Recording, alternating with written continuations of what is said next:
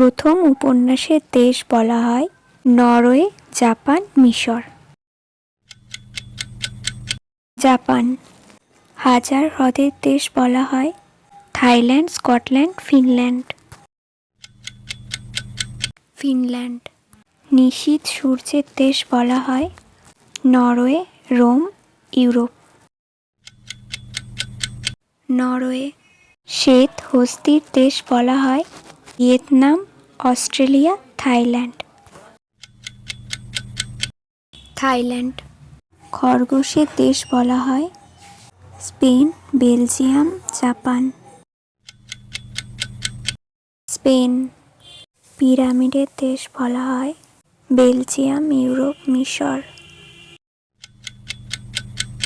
মিশর। সোনালী পশমের দেশ বলা হয় রাশিয়া, অস্ট্রেলিয়া, বেলজিয়াম। অস্ট্রেলিয়া। বৃক্ষের দেশ বলা হয় ফিনল্যান্ড, কানাডা, সুইজারল্যান্ড। কানাডা।